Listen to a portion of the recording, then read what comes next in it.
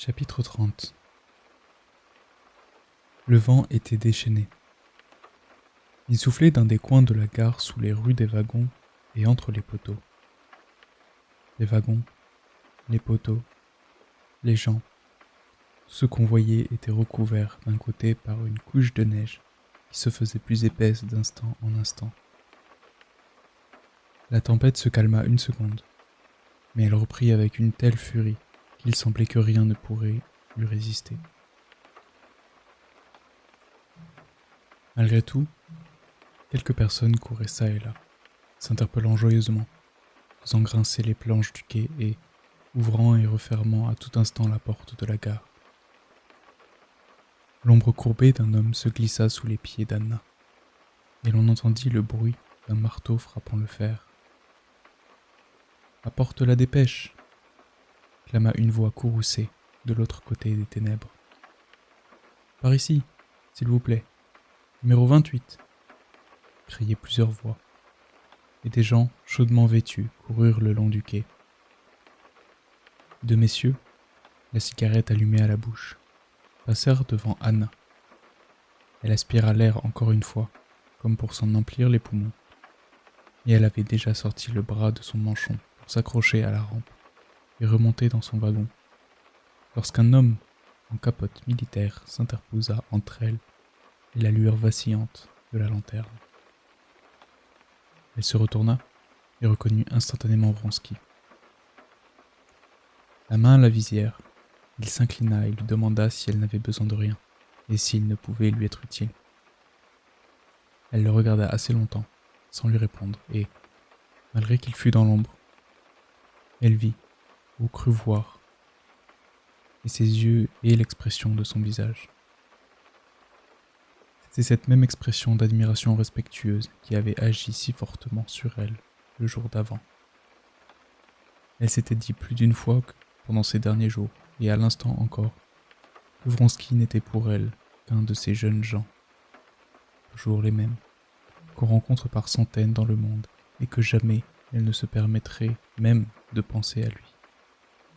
Mais maintenant, en le retrouvant, elle avait été saisie aussitôt d'un sentiment de joie orgueilleuse. Elle n'avait pas besoin de se demander pourquoi il était là. Elle le savait aussi bien que s'il lui l'avait dit. Elle le savait aussi bien que s'il lui avait dit qu'il était là pour être où elle était. « Je ne savais pas que vous partiez. Pourquoi quittez-vous Moscou ?» lui dit-elle, en laissant retomber la main qui tenait la rampe. Et une joie impossible à contenir rayonnait sur son visage. « Pourquoi je quitte Moscou ?» répéta-t-il en la regardant dans les yeux. « Vous savez que c'est pour être là où vous êtes. Je ne puis faire autrement. » À cet instant précis, le vent, comme s'il avait vaincu tous les obstacles, balaya la neige du toit des wagons, faisant vibrer au passage une plaque de tôle arrachée. Plus loin, le sifflet de la locomotive lançait son appel plaintif. Toute l'horreur de la tempête parut en cet instant à Anna, plus belle que jamais. Il lui disait précisément les mots que désirait son âme et que redoutait sa raison.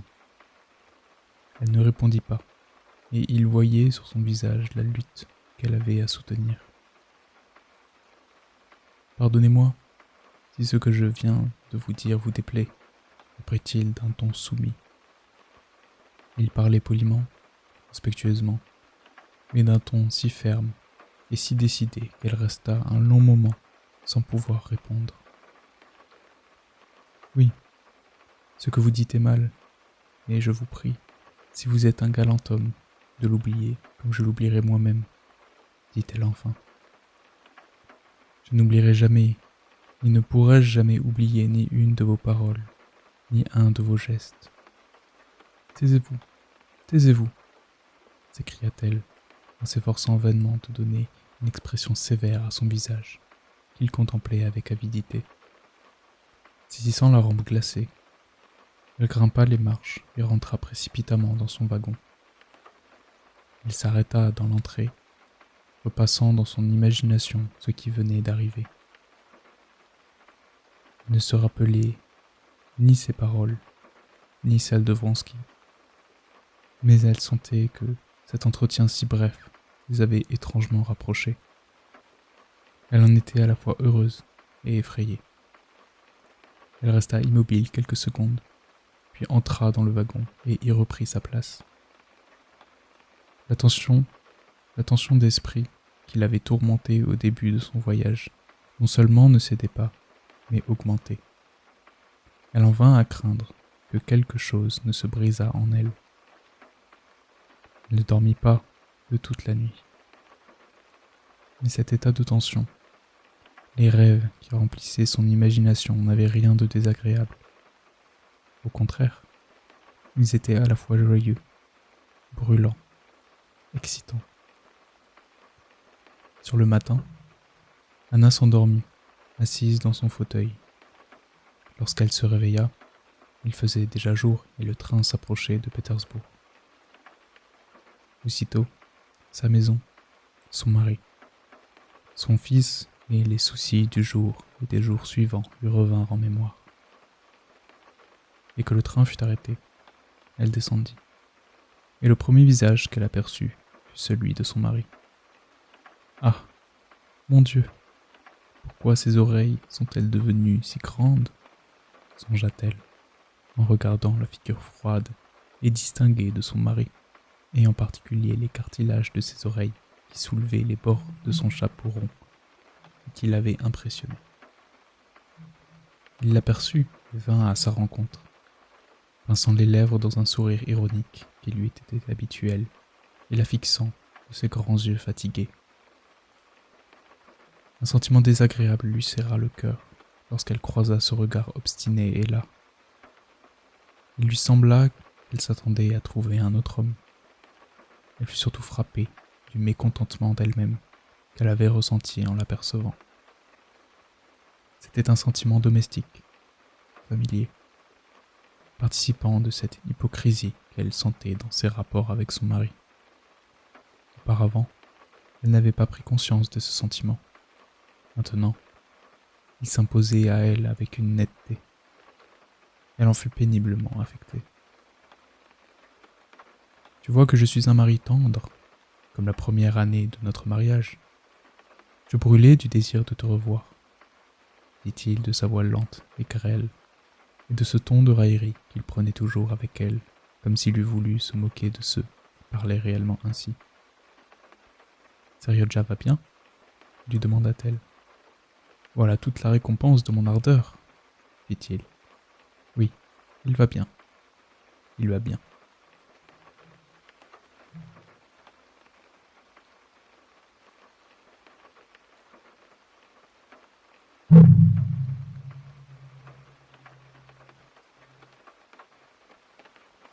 Chapitre 31. Vronsky n'avait même pas essayé de dormir cette nuit-là. Il était resté assis dans son fauteuil, tenant tantôt les yeux fixés devant lui, tantôt les reportant sur ceux qui entraient ou sortaient, et si, autrefois, il avait pu frapper ou émouvoir des inconnus par son air de calme inébranlable. Il paraissait en cet instant encore plus fier, et plus impassible. Il regardait les gens comme des objets. Un jeune homme nerveux, employé au tribunal d'arrondissement, qui était assis en face de lui, conçut de ce fait pour lui une véritable haine. Il lui demanda du feu, lui adressa la parole, lui donna même un coup de pied pour lui faire sentir qu'il était du nombre des êtres animés. Et Vronsky lui adressait le même regard qu'il adressait à la lanterne, et le jeune homme était pris de tics nerveux et sentait qu'il perdait son sang-froid, exaspéré qu'on l'ignorât à ce point. Vronsky ne voyait rien, ni personne. Il croyait être devenu un empereur. Donc il crut avoir fait impression sur Anna. Il n'osait encore y penser.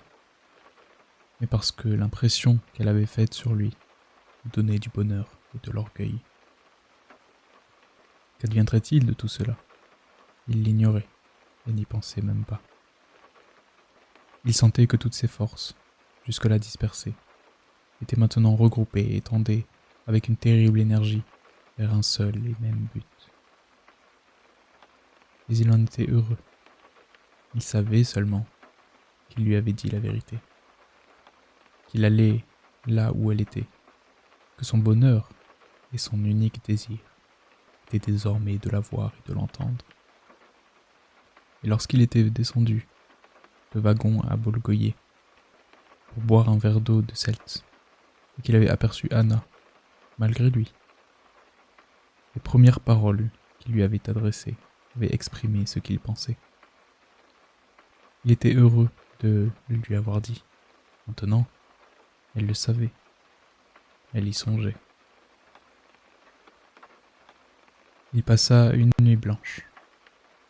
Une fois rentré dans son wagon, il se remémora toutes les situations dans lesquelles il l'avait vue, toutes ses paroles, et son cœur défaillait aux évocations d'un avenir possible que lui offrait son imagination.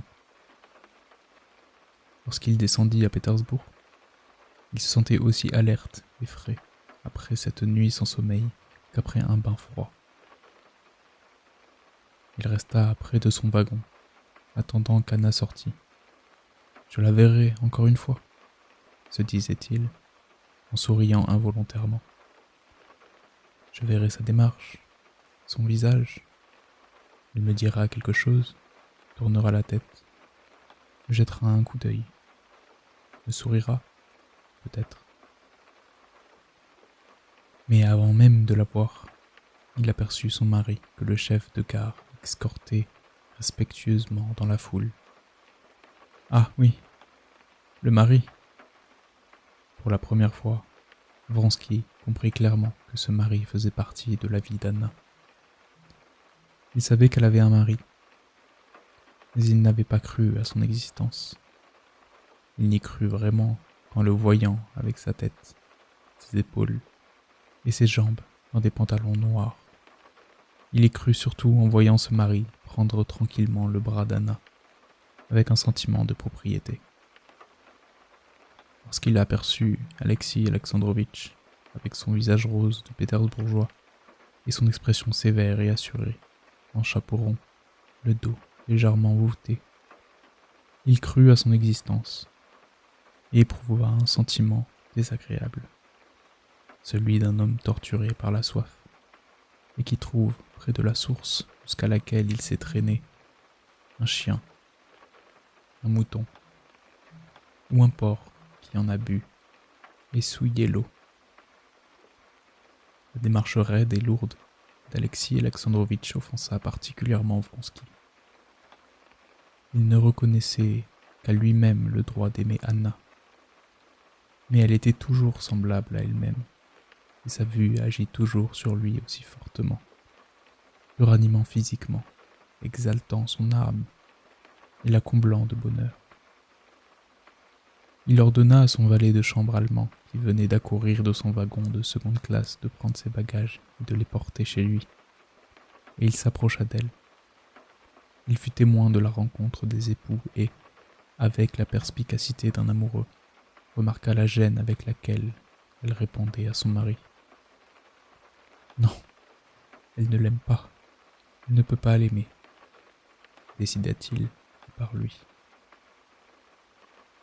Tandis qu'il la rejoignait, il vit avec joie qu'elle sentait son approche et jetait un coup d'œil en arrière. Lorsqu'elle l'eut reconnu, elle se retourna vers son mari. « Avez-vous bien passé la nuit ?» lui dit-il, en saluant à la fois le mari et la femme, laissant ainsi à Alexis Alexandrovitch la possibilité de prendre ce salut pour lui et de le reconnaître, ou de ne pas le reconnaître, comme bon lui semblerait. « Je vous remercie. »« Très bien, » lui répondit-elle. Son visage semblait fatigué, et on ne lui voyait plus cet enjouement qui perçait tantôt dans son sourire, tantôt dans ses yeux. Mais une lueur passa dans le regard qu'elle posa sur lui, et quoique cette flamme s'éteignît instantanément, il en fut heureux. Elle jeta les yeux sur son mari, pour savoir s'il connaissait Vronsky. Alexis Alexandrovitch regardait Vronsky d'un air mécontent, semblant se rappeler vaguement qui il était. Le calme et l'aplomb de Vronsky se heurtaient ici à la froide assurance d'Alexis Alexandrovitch. Le comte Vronsky, dit Anna. Ah, nous nous connaissons, je crois, fit Alexis Alexandrovitch d'un ton indifférent en lui tendant la main. Tu es allé avec la mère et revenu avec le fils, dit-il, détachant ses mots, comme s'il vous comptait un rouble à chaque fois. Vous revenez de congé, sans doute, dit-il, et, sans attendre la réponse, il reprit son ton badin pour dire à sa femme : « Est-ce qu'on a versé beaucoup de larmes à Moscou au moment de la séparation ?» Par cette attitude, il donnait à entendre à Vronsky qu'il désirait rester seul, et, se tournant vers lui, il toucha son chapeau. Mais Vronsky s'adressa à Anna Arkadievna. « J'espère avoir l'honneur de me présenter chez vous, » lui dit-il. Alexis Alexandrovitch jeta un regard las sur Vronsky. « Très heureux, » dit-il froidement. « Nous recevrons le lundi. » Après avoir pris congé de Vronsky, il dit à sa femme : « C'est une chance que j'ai eu juste une demi-heure pour venir te chercher et pour te prouver ma tendresse, reprit-il toujours du même ton de plaisanterie. Tu soulignes vraiment trop ta tendresse pour que je l'apprécie, répondit-elle sur le même ton, prêtant involontairement l'oreille au pas de Vronsky qui marchait derrière eux. Que m'importe, songea-t-elle, et elle demanda à son mari comment Seriotja avait passé le temps en son absence. Très bien. Mariette dit qu'il a été très gentil, et je vais te faire de la peine, qu'il ne s'est pas ennuyé de toi, beaucoup moins que ton mari. Encore une fois, merci, mon ami, d'être rentré un jour plus tôt. Notre excellent samovar va être ravi. Il appelait ainsi la fameuse comtesse Lydia Ivanovna, parce qu'elle s'agitait et bouillait à tout propos. Elle s'est inquiétée de toi, et, si je peux me permettre de te donner un conseil, tu ferais bien d'aller la voir aujourd'hui. Tu sais que son cœur souffre toujours de tout. Pour l'instant, en plus de tous ses autres soucis, elle est très préoccupée par la réconciliation des Oblonsky. La comtesse Lydie Ivanovna était une amie de son mari, et le centre d'un des cercles de la société de Pétersbourg qu'Anna fréquentait à cause de lui. Mais je lui ai écrit. Elle veut savoir tous les détails. Vas-y, si tu n'es pas trop fatiguée, ma chère.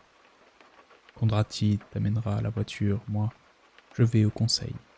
Enfin, je ne dînerai plus seul, reprit Alexis Alexandrovitch, cette fois d'un ton sérieux. Tu ne saurais croire comment je suis habitué. Et lui serrant longuement la main, il la fit monter dans sa voiture, avec un sourire particulier.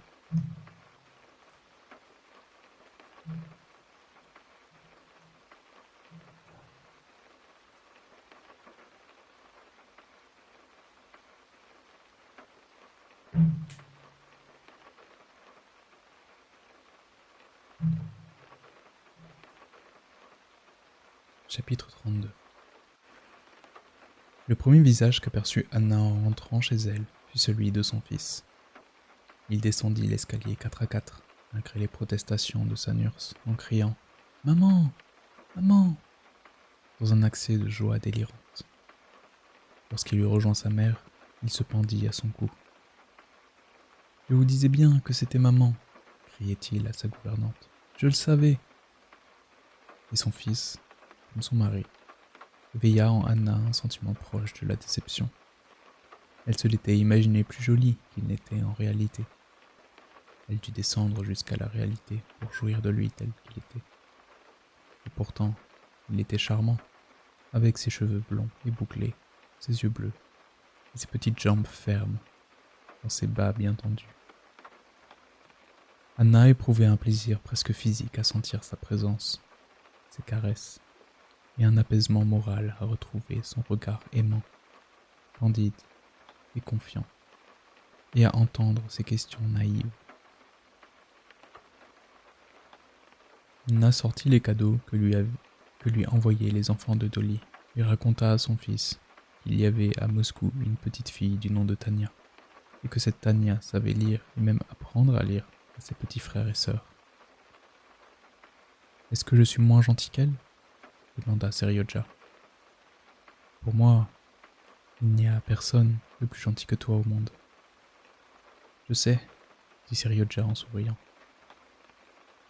Anna n'avait pas eu le temps de boire son café. On lui annonça la comtesse Lydie. La comtesse Lydie était une grande et forte femme, avec un visage jaune et souffrant, et de beaux yeux noirs pensifs. Anna avait de l'affection pour elle, et ce jour-là lui sembla voir tous ses défauts pour la première fois. « Eh bien, ma chère, avez-vous apporté le rameau d'olivier » demanda la comtesse Lydie Ivanovna, dès qu'elle fut rentrée dans la pièce. « Oui, tout est terminé. Mais ce n'était pas aussi grave que nous le pensions, » répondit Anna. « Ma belle-sœur est en général trop prompte à prendre une décision. » Et la comtesse Lydie Ivanovna, qui s'intéressait à tout ce qui ne la regardait pas, avait l'habitude de ne jamais écouter ce qui l'intéressait, et elle interrompit Anna. « Oui, il y a bien des chagrins et des malheurs sur terre. Je me sens épuisée. »« Pourquoi » demanda Anna, en s'efforçant de dissimuler un sourire. « Je commence à être lasse de rompre des lances en vain pour la vérité, et parfois je me décourage complètement. L'œuvre des petites sœurs, s'il s'agissait d'une institution philanthropique et patriotico-religieuse, débutait bien, mais il est impossible de rien faire avec ces messieurs, ajouta la comtesse Lydie Ivanovna d'un ton de résignation ironique. Ils se sont emparés de mon projet pour le défigurer, et ils ont des façons de voir si mesquines, si insignifiantes. Il n'y a que 2 ou 3 personnes, et votre mari est du nombre, qui comprennent toute l'importance de cette œuvre. Les autres ne font que la discréditer. Hier, Pravdin m'a écrit. Pravdin était un panslaviste fameux qui vivait à l'étranger. La comtesse Lydie Ivanovna raconta ce que contenait sa lettre. Ensuite, elle énuméra les désagréments et les embûches que rencontrait l'œuvre de l'Union des Églises, et s'en alla hâtivement, car il lui fallait ce jour-là assister encore à la séance d'une société et à une réunion du comité slave. Mais elle était déjà comme cela avant ? Pourquoi ne l'avais-je pas remarqué plus tôt ? Se dit Anna. Ou peut-être est-elle particulièrement nerveuse aujourd'hui ? C'est comique, en vérité. Elle a pour but la vertu. C'est une chrétienne. Or, elle est toujours en colère. Elle a toujours des ennemis. Et ses ennemis sont également des chrétiens, qui n'ont pour but que la vertu.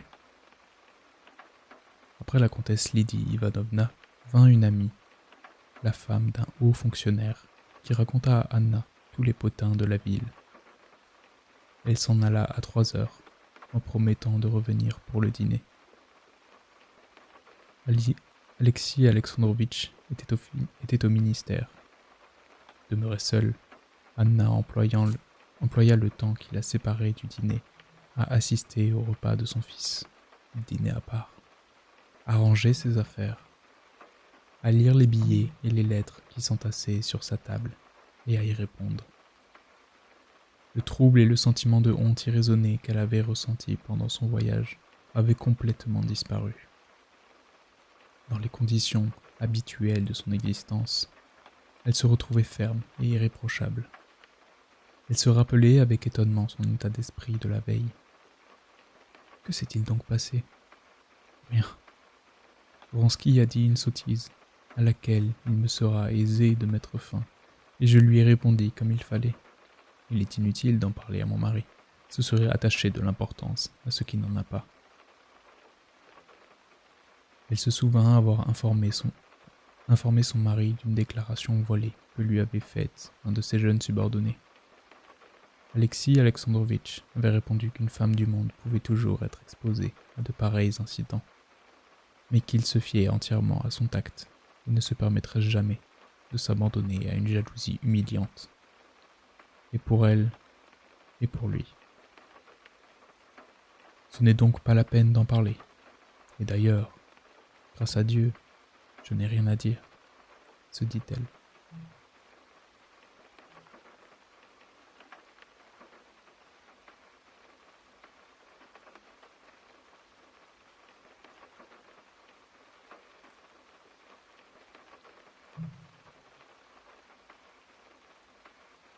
Chapitre 33. Alexis Alexandrovitch rentra du ministère à 4 heures. Mais, ainsi qu'il lui arrivait souvent, il n'eut pas le temps d'entrer chez sa femme.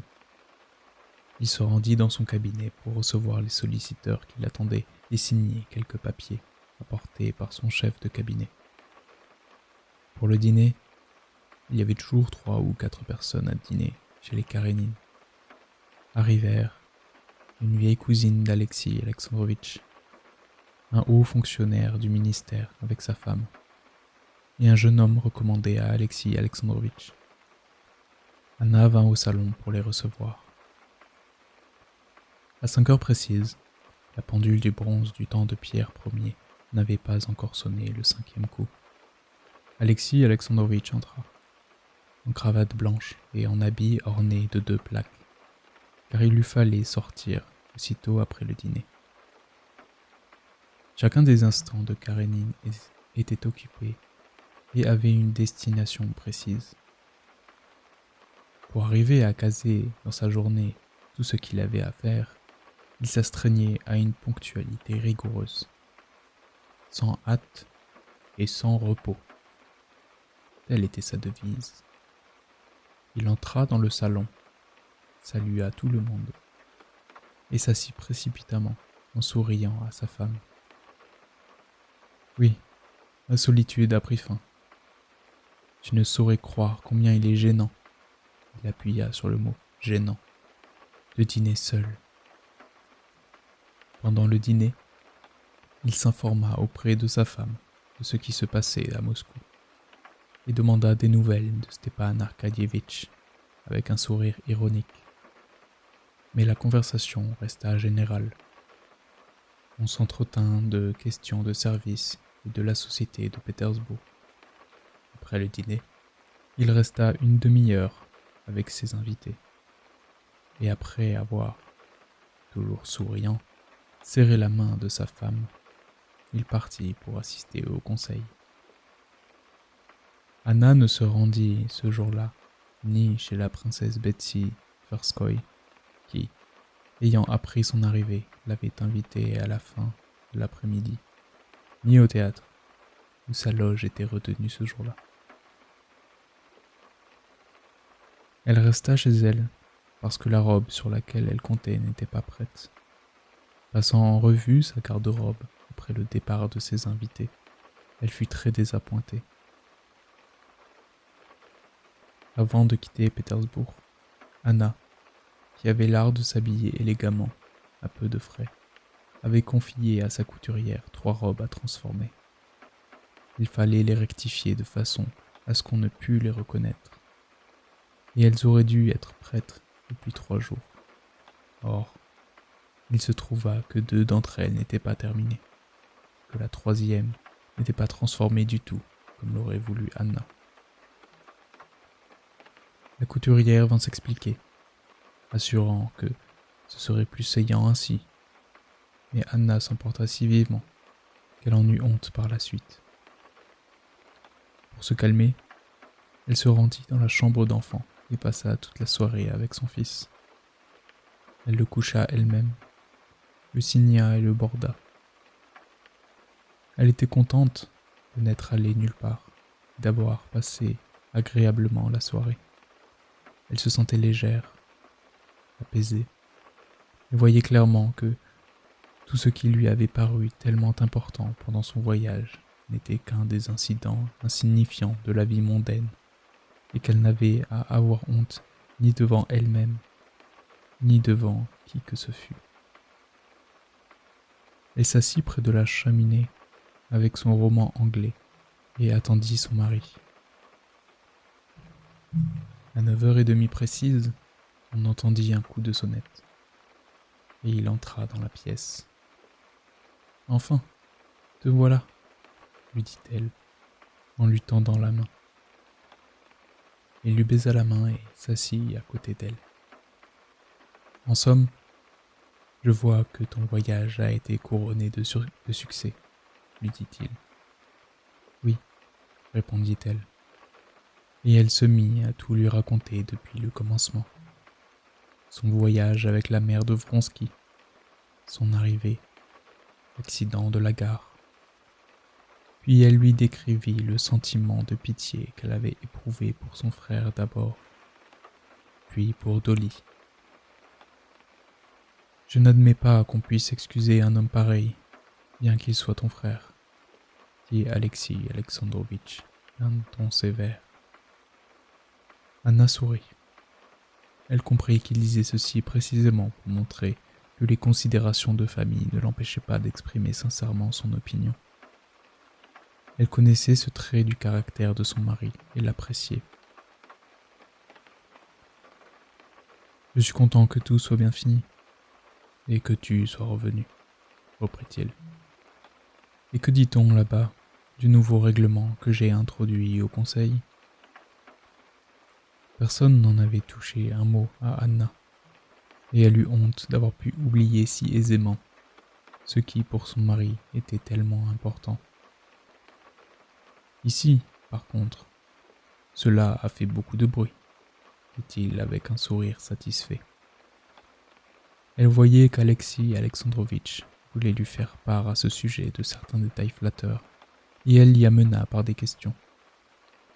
Avec le même sourire de satisfaction, il lui dépeignit les ovations dont il avait été l'objet, à la suite de cette nouvelle mesure. « J'en ai été très content. Cela montre qu'enfin, on commence chez nous à se former des opinions fermes et sensées sur cette question. » Après avoir pris son second verre de thé à la crème avec du pain, Alexis Alexandrovitch se leva pour regagner son cabinet. « Tu n'es pas sorti ? Tu as dû t'ennuyer, » dit-il à sa femme. « Oh non, » répondit-elle en se levant à son tour pour l'accompagner jusqu'à la porte de son cabinet. « Qu'est-ce que tu lis en ce moment ? » « La poésie des enfers, du duc de Lille, » répondit-il. « Un livre tout à fait remarquable. » Anna sourit, comme on sourit aux faiblesses des gens qu'on aime, et, lui prenant le bras, elle le reconduisit jusqu'à la porte de son cabinet. Elle connaissait son habitude, devenue une nécessité, de lire le soir. Elle savait que, malgré les obligations de son service qui lui dévoraient presque tout son temps, il estimait de son devoir de se tenir au courant de tout ce qui paraissait d'intéressant dans les sphères intellectuelles. Elle savait aussi qu'il s'intéressait véritablement aux livres de politique, de philosophie et de religion, que l'art lui était par nature totalement étranger, et qu'en dépit de cela, ou plutôt à cause de cela, Alexis Alexandrovitch ne laissait rien passer de ce qui avait fait du bruit dans ce domaine, et se croyait obligé de tout lire.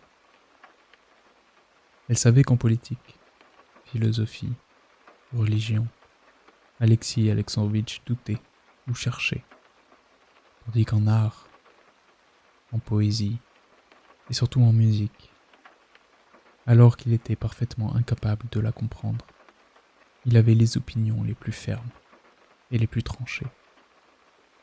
Il aimait à parler de Shakespeare, de Raphaël, de Beethoven, de l'importance des nouvelles écoles de poésie et de musique qu'il classait avec une logique implacable. « Allons, Dieu te bénisse, » lui dit-elle à la porte de son cabinet, où était déjà préparé l'abat-jour sur la bougie et la carafe d'eau près du fauteuil. « Moi, je vais écrire à Moscou. » Il lui serra la main, et la baisa encore une fois. C'est pourtant un excellent homme, droit, bon et remarquable dans sa sphère, se disait Anna en retournant dans ses appartements, comme si elle avait à le défendre contre quelqu'un qui l'accusait. Elle lui disait qu'il était impossible de l'aimer. Mais pourquoi ses oreilles sont-elles si décollées?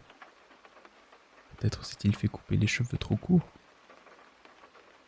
À minuit précis, Anna était encore assise devant son secrétaire, achevant sa lettre à Dolly, lorsqu'on entendit des pas réguliers et étouffés, et Alexis Alexandrovitch, en pantoufles, lavé et coiffé, un livre sous le bras, entra chez elle. « Il est temps, lui dit-il, avec un sourire particulier. Et il passa dans sa chambre. Et quel droit avait-il de le dévisager de cette façon? Songea Anna en se rappelant le regard que Vronsky avait jeté à Alexis Alexandrovitch. Lorsqu'elle se fut déshabillée, elle passa dans sa chambre. Et son visage avait perdu cette animation qui, à Moscou, jaillissait de ses yeux et de son sourire. Maintenant, cette flamme semblait éteinte en elle, ou cachée quelque part, au loin.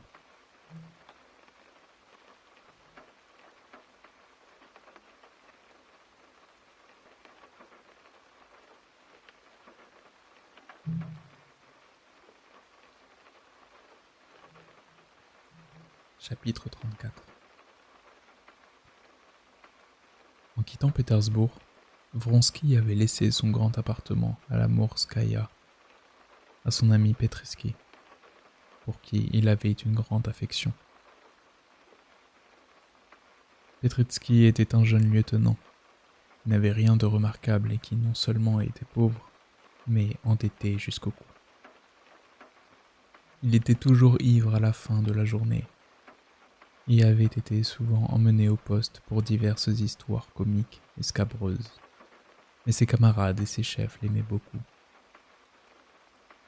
Tandis qu'il s'approchait vers midi de son appartement, où il s'était rendu directement de la gare, Vronsky aperçut près du perron un fiacre qui lui était familier. Devant la porte, après son coup de sonnette, il entendit des rires d'hommes, une voix de femme et les cris de Petritsky. « Si c'est un de ces brigands, ne le laisse pas entrer. » Vronsky ne se fit pas annoncer et entra à pas feutrés dans la première pièce. La baronne Chilton, amie de Petritsky, toute fraîche avec sa robe de satin lilas, son petit visage rose et ses boucles blondes, babillait, tel un oiseau, d'une voix aux inflexions parisiennes. Assise devant une table ronde, elle faisait le café. Petritsky, en paletot, et le capitaine Kamerovski, en grand uniforme, étaient assis à ses côtés. « Bravo! Voilà Vronsky !» s'écria Petritsky, en se levant brusquement et reculant sa chaise avec bruit. « Le maître de maison en personne. Baronne, offre-lui une tasse de café de la nouvelle cafetière. Nous ne l'attendions pas de sitôt. J'espère que tu es satisfait de l'ornement de ton cabinet, dit-il en montrant la baronne. Vous vous connaissez, n'est-ce pas? Bien sûr, dit Vronsky, en souriant gaiement et en serrant la petite main de la baronne. Comment donc? Nous sommes de vieux amis. Vous rentrez de voyage, dit la baronne. Je me sauve. Je vais m'en aller à l'instant, si je vous gêne. Vous êtes chez vous partout où vous êtes, baronne, dit Vronsky. Bonjour, Kamerovski, ajouta-t-il en serrant froidement la main de Kamerovski. Voyez-vous, vous ne savez jamais dire des choses aussi gentilles, dit la baronne à Petritsky. Mais si, pourquoi donc? Après le dîner, je dis des choses gentilles aussi bien qu'un autre. Après le dîner, il n'y a pas de mérite. Je vais vous servir votre café. Allez faire votre toilette et vous changer, dit la baronne, en se rasseyant et en tournant avec précaution le robinet de la nouvelle cafetière. Pierre, passez-moi le café, dit-elle à Petritsky, qu'elle appelait Pierre à cause de son nom de famille, sans chercher à cacher leur rapport. Je vais en rajouter. Vous allez tout cacher. Mais non. Eh bien, et votre femme, dit brusquement la baronne, en interrompant la conversation de Vronsky avec son ami. Nous vous avons marié ici. Ramenez-vous votre femme? Non, baronne. Je suis né tzigane et mourrai tzigane. Tant mieux, tant mieux. Donnez-moi la main. Et la baronne, ne lâchant plus Vronsky, se mit à lui raconter avec force plaisanterie ses nouveaux plans de vie et à lui demander des conseils. Il me refuse toujours le divorce. Qu'est-ce que je vais devenir? C'était son mari. Je vais lui intenter un procès. Qu'est-ce que vous me conseillez? Kamerovski, surveillez donc le café, il déborde. Vous voyez que je suis plongé dans les affaires. Je vais lui intenter un procès, car j'ai besoin de ma fortune. Comprenez-vous cette stupidité? Sous prétexte que je le suis infidèle, dit-elle avec mépris, il veut faire main basse sur mes biens. Vronsky écoutait avec plaisir ces joyeux propos d'une jolie femme. Il faisait chorus et lui donnait des conseils à demi ironiques et avait retrouvé d'emblée le ton qu'il employait habituellement avec ce genre de femme. Dans son monde pétersbourgeois, les gens se partageaient en deux catégories nettement opposées. La première était composée de gens ternes, stupides et surtout ridicules qui croyaient qu'un mari devait vivre uniquement avec la femme qu'il avait épousée, qu'une jeune fille devait être innocente, une femme pudibonde, un homme courageux, sobre et énergique, qu'il fallait éduquer ses enfants, gagner son pain, payer ses dettes et autres sornettes de ce genre. C'était la catégorie des gens démodés et ridicules. Mais il y avait une autre catégorie de gens, à laquelle ils appartenaient tous, et dans laquelle il fallait être surtout élégant, généreux, hardi, gai, s'abandonner à toutes les passions sans rougir et se moquer de tout le reste. Vronsky ne fut déconcerté qu'un instant après les impressions d'un monde tout différent qu'il rapportait de Moscou. Mais il reprit sa place aussitôt dans cette société légère et joyeuse qui était la sienne, comme on glisse les pieds pour de vieilles pantoufles.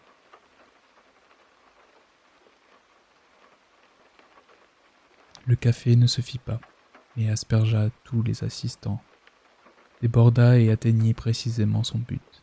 Autrement dit, il fut prétexte de bruit et de rire, et se répandant sur un tapis de prix et sur la robe de la baronne. Maintenant, adieu. Sinon vous ne pourrez jamais faire votre toilette, et j'aurai sur la conscience le pire des crimes que puisse commettre un homme bien élevé, ne pas être impeccablement propre. Alors, vous me conseillez de lui mettre le couteau sous la gorge? Absolument, et de façon que votre main soit tout près de ses lèvres. Il baisera votre main, et tout finira bien, répondit Vronsky. Bon, à ce soir, au théâtre français. Et elle disparut dans un bruit de robe. Kamerovski se leva à son tour, et Vronsky, sans attendre son départ, lui tendit la main et se rendit dans son cabinet de toilette. Pendant qu'il se lavait, Petritsky lui décrivit en termes brefs sa situation, pour autant qu'elle eût changé depuis le départ de Vronsky. Il n'avait plus du tout d'argent. Son père lui avait dit qu'il ne lui donnerait plus et qu'il ne rembourserait pas ses dettes. Un de ses tailleurs voulait le mettre en prison. Un autre le menaçait également de le faire arrêter. Son colonel l'avait averti que si ces scandales ne cessaient pas, il lui faudrait quitter le régiment. La baronne l'excédait au dernier degré, particulièrement en lui offrant de l'argent à tout propos. Mais il y avait une autre femme qu'il voulait montrer à Vronsky. Une merveille, un charme dans le style oriental, sévère, genre esclave Rebecca, tu comprends. Il s'était aussi querellé avec Berkochev, et il voulait lui envoyer ses témoins. Mais, bien entendu, il n'en sortirait rien. En somme, tout se passait admirablement, et très joyeusement. Et, sans laisser le temps à son ami d'approfondir la situation, Petritsky se mit à lui raconter toutes les nouvelles intéressantes.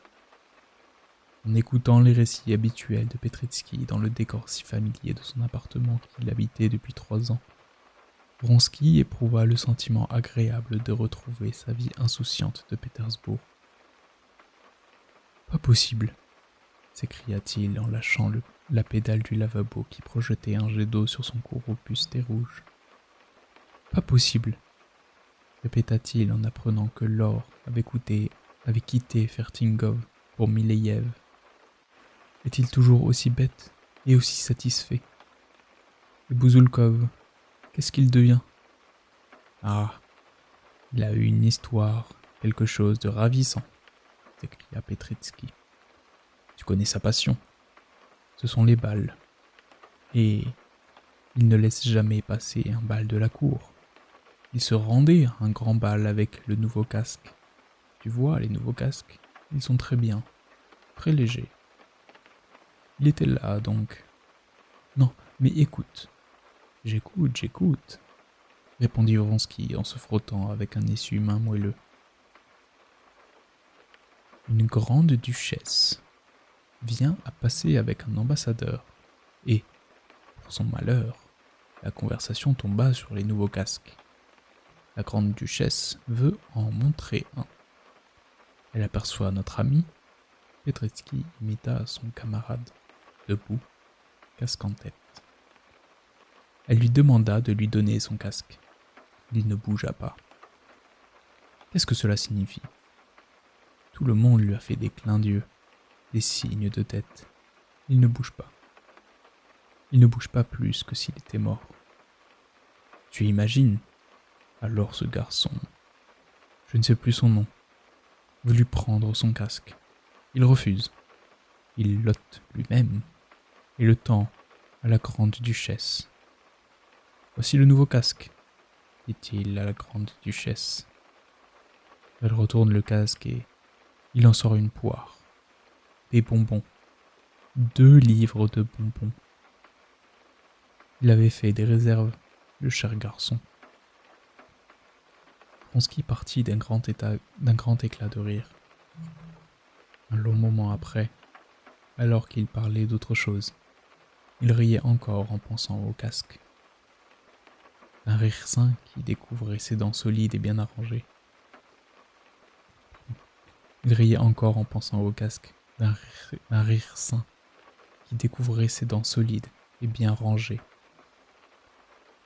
Une fois qu'il eut appris toutes les nouvelles, Vronsky, avec l'aide de son valet de chambre, endossa son uniforme et partit se présenter à ses chefs. Il avait l'intention de passer ensuite chez son frère, chez Betsy, et de faire quelques visites afin de s'introduire dans le monde que fréquentait Madame Karénine. Comme toujours, à Pétersbourg, il sortit de chez lui pour n'y rentrer que fort avant la nuit.